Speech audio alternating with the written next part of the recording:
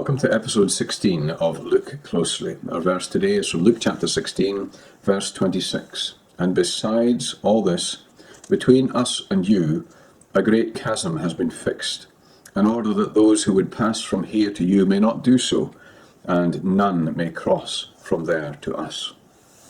In this chapter, the Lord Jesus draws back the curtain and reveals what happens after death. He tells the story of two men. One is an unnamed rich man who lives in luxury. The other is a man called Lazarus, who is a beggar who lives in abject poverty. Well, the day comes when the beggar dies. Lazarus dies, and his soul is carried by the angels into Abraham's bosom. The rich man also dies and is buried. And the Lord Jesus says he lifts up his eyes, he opens his eyes in hell, in a place of torment. And he can see Lazarus and Abraham.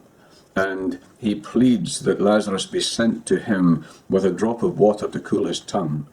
And Abraham explains that this cannot be. We come to our verse. He says, between us and you, there is a great chasm that has been fixed. There's a great gulf that can never be bridged. The whole incident tells us three important things. First of all, it tells us that death does not end everything. Death is not a cessation of existence. Secondly, it tells us not everyone goes to heaven. The Lord Jesus clearly describes a place he terms Abraham's bosom, which for the Jews listening to him would immediately bring up ideas of security and safety and blessing and peace and rest. And he contrasts that with another destination, hell, where there is torment. He speaks about being tormented in this flame.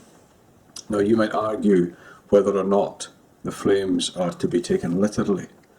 Whichever way you look at this, if they symbolize torment, then they certainly symbolize a torment that is extreme. And so death doesn't end everything. There are two destinies after death. Not everyone goes to heaven.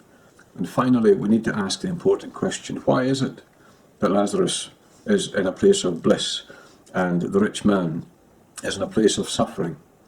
The key to this is in the reference that is made to Abraham. The Lord Jesus could have said that Lazarus died and his soul was taken to paradise, but he specifically introduces Abraham for a good reason.